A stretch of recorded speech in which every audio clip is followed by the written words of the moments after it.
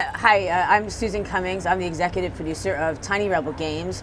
We created Doctor Who Legacy and released that about 5 years ago alongside the 50th anniversary of the show, which was very successful for us. It was the best Doctor Who game arguably ever made. 2.5 million people have played it, and it's continuing to grow. It's over 100 hours of content now. But this is something totally different. We didn't want to make a sequel. We did that. We didn't want to make Doctor Who Legacy 2.0.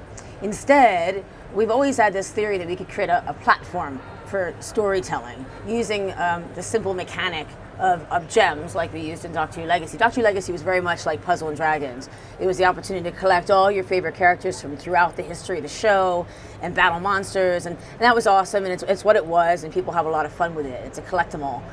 This time around, knowing what we knew about the extended universe of Doctor Who and having met all these writers and artists and stuff over the last 5 years, we realized we could use something really special.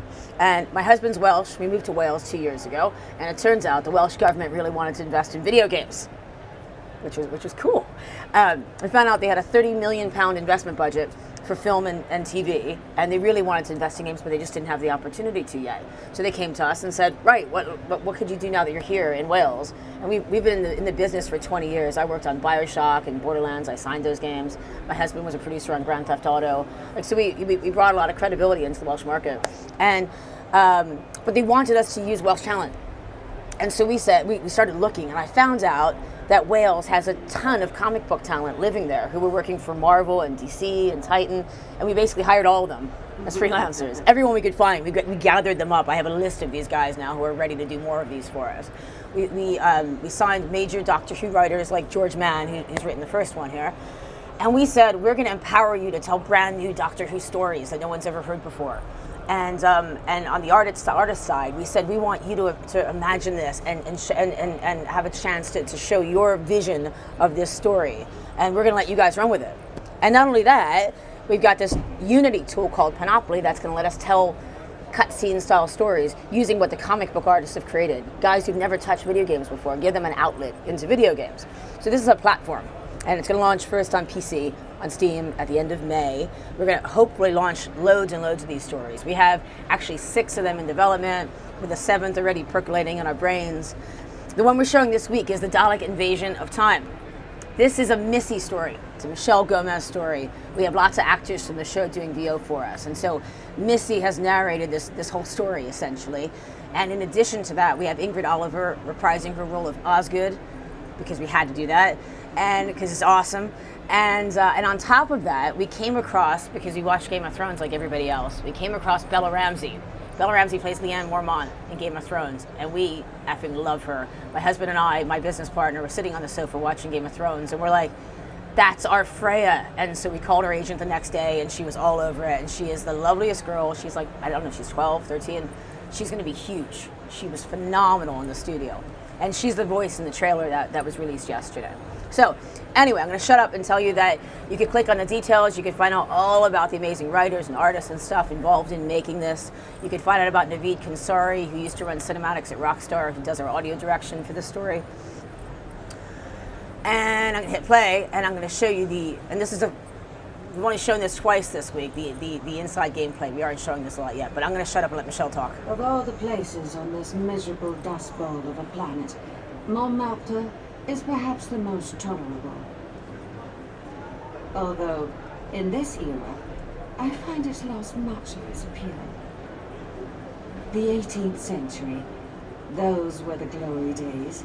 Back then, it was a place of sheer possibility, of decadence and excess, where you could get away with anything you wanted. And I usually did. At least until he showed up. So all this art is drawn by Mike Collins and colored by Chris Carter. Mike does all the storyboarding for the TV series for Doctor Who. He's been doing it for years. He's working on Good Omens. He's doing like loads and loads of cool stuff. He was such a scorer that we could get him involved in the project. Usually I'd be only too happy to start giving orders. But today, I'm waiting for... So Missy's come to find the Doctor because she needs his help. Ah, that sounds like him now. It's all right, everyone. Remain calm. He's a doctor. Although, judging by the look of him, I'd advise you all to avoid the fish. He'd made a right mess of the place. People running left, right, and centre, screaming about the portal. What you can't hear is a lot of the sound effects and music going on in the background. Stafford Baller, who audio directed Monument Valley and also lives in Cardiff, is here, is handling audio direction for the full thing.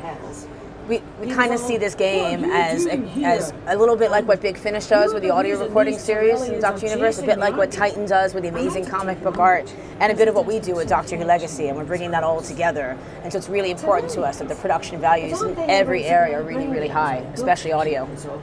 Something equally as boring. Oh no, said the Doctor. They're anything but boring.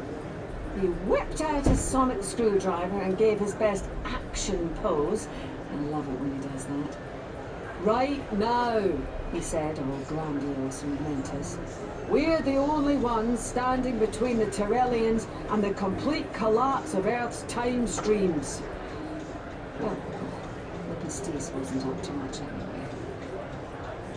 So Panoply has been a phenomenal tool for us, allowing to animate these sequences and really make you feel like you're actually playing through an episode of Doctor Who. So Dungeons and Dragons, you use dice, right? You roll dice, and everyone's fine with the fact that there's no work in the room, but you're extrapolating, right? You're throwing, and everyone can get their heads around that. We feel the same about this mechanic that we used in Doctor Who Legacy and that the Gung Ho guys used in Puzzle and Dragons. It's really fun dragging those things around the screen, and people instantly get it and understand what to do. Because what we did here is start messing with everything. So this is the very first tutorial level. I've never touched a game like this, and I'm like, what, is this like Candy Crush or what? And because if you start playing the game like that and just simply swapping circles, you're not going to get very far when we start messing with your head in this game. So this is just to teach you that in a detachable gem game, you pick up the circle, you swap places, like tiles, you swap places. And it's really important that you understand that. And people play Legacy and didn't understand that, and then they really started to struggle. So we want to make sure everyone gets that from the beginning. So I'm going to quickly get past this because this is easy. And the other level, I'm not showing too much on camera, the other level I want to show is how this really starts to get crazy.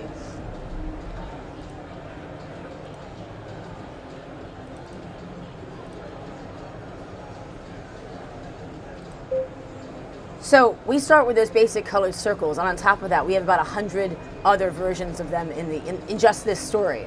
Because what we do when we get these stories is we go through it to look for gameplay moments, and we say, okay, how do we make the player feel like they're a part of that? So this is our villain, if you can believe it, in the story, played by Bella Ramsey. So this is Freya. And Freya's story is this. She was on a planet called Freysia, named after her by her parents, who were scientists. And she's a hacker bored kid who starts messing with robotics. And she built what we call the Freya bots. And to survive, there's a really tragic scene where she ends up having to mesh herself with a Dalek. We call this the Freya Dalek, which has been approved by the Terry Nation estate, along with some other Daleks that we've created just for this story. So this is brand new stories. Brand new stories. Brand new characters that are officially part of the Doctor Who universe. Correct. Everything we do has to be approved by the BBC. So I want to explain what happens here and how this is not really a puzzle game, but a strategy game. So what's going on the screen is we've got Daleks, and anything that's square in the game, you can't move. Anything that's circular, you can move. And that language is really important because things are changing constantly, and we don't want players to be confused, especially casual gamers. So what's happening is my Freya bot army is defending me. And so every turn, my Freya bot army is going to move one step towards the Daleks. But it's my turn right now, so what I want to do is summon some reinforcements. These grade Freya bots, I can summon them like this by matching them with two other purples. And now I've got another reinforcement on the board. So they're going to start moving towards the Daleks one step per turn. The Daleks always move 2 steps. And whoever gets the other one first gets to take their shot. And so right now everybody's safe. Now the other thing I can do is use my special ability, which is to spawn more reinforcements. So I'm going to try and swing this around here and collect 3 blue, which I've done, so that on my next turn, if I get in trouble, I can summon some reinforcements. So now you're going to watch what happens. My Freya bot army is doing what they're supposed to do, and they're kicking Dalek butt. Sadly, one of my guys has to go, but it's okay. They have to kill all my guys. I have to get rid of all the Daleks. I think I'm going to win this. Beautiful effects this time. We've really amped up everything about the production values in the game. So if I don't really need to, but if I wanted to, I could summon some more guys here. So now I've got 3 on the board. They're totally outnumbered. My Freya bot's going to move towards the Dalek. and take him out, and I can proceed. The whole so there are 53 gameplay levels just in the first story alone, and every single level is different. We have firewalls. We have you playing as the Dalek having to assimilate humans, because what Freya decides is the only way to save the galaxy, the universe, from the same fate. He's a 12-year-old, a tragic 12-year-old who's just watched her parents die, is to turn everybody into Daleks. And so you find out this is why Missy has come. It's because she's saying to the Doctor, I don't know what's going on. The Daleks aren't trying to kill us. They're trying to assimilate everybody. We need to figure out what's happening, and we need to stop her. So the mission is basically Missy and the Doctor and Bill and Nardal on the hunt to find this little girl before it's too late and try and stop her. Okay. And then every other adventure is going to be a different artist. Right? Correct. So correct. Like, it keeps it variety going. Correct. And if you're a comic book fan, you're going to know these guys. And maybe you didn't realize they're all hiding out in Wales like me, but and it's absolutely beautiful. We're about to announce the second story, which is also well along development. It is the guy. I'm not going to say who's drawing it. He has hand drawn every single thing in the game. He hand draws, sponge, ink, colored, and it gets sent to us. And it's like playing through a watercolor painting. It's crazy. I am humbled by the talent we have involved in the project. Do you plan on having multiplayer 1v1 battles, or just more of a story, preset strategic goals game? This time around, it's really about story. When we made Doctor Who Legacy, we had about 6 months to make that game, but we didn't have a lot of opportunity to bring in story. The BBC didn't know us yet and didn't know whether they could trust us to come up with something cool.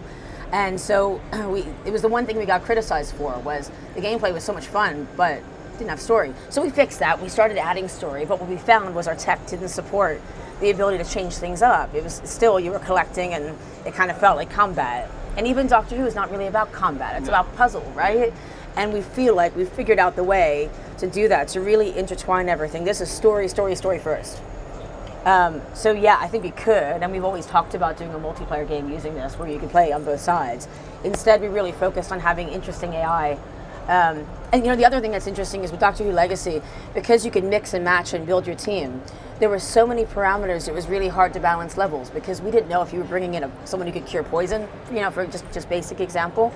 Now, we've simplified it so that you don't collect characters anymore. We know exactly who you're bringing in, and it allows us more opportunity to create nuanced gameplay because we know exactly what tools are in your arsenal. So, whereas that was very sandbox, this is a really linear, narratively driven adventure and we want casual players to be able to play through it. We're trying not to have any roadblocks, even in late gameplay, where you're just gonna, throw your hands up and walk away. We're putting in achievements for more experienced players to give them fun reasons to go back and replay.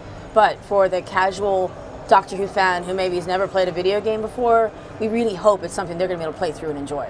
So when does the game come out? What platforms will it be on, and how many episodes do you plan on releasing, just in general? We created it as a PC game. We've developed it from the ground up to be a PC game. It's also coming out on Apple and Google. The game's going to ship first on PC on Steam at the end of May. Our plan is we have 5 stories right now well along in development, a 6th story in the story phase, and a 7th story percolating in Lee Cummings' head. So our hope is that we'll keep releasing these things, especially as we get more efficient with them, every 45, 60 days. The way it's been funded, which again was by the Welsh Government in 11, has been for us to put money aside to keep making more of this stuff.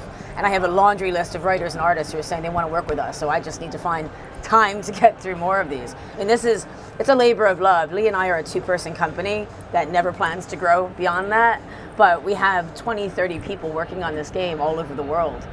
So it's really been, like I said, a privilege to work with such amazing Doctor Who talent. And then I have to ask, you can tell me the same thing you told me earlier, any plans for Nintendo Switch? We absolutely would love to support the Switch. It's our top priority to think about that, especially coming out of GDC and so many people asking me. It's a natural fit. We love Nintendo. And, we have a lot. I come from the console world. I was a founder of 2K Games. My husband was a rock star. So, console would be like coming home to us. So definitely.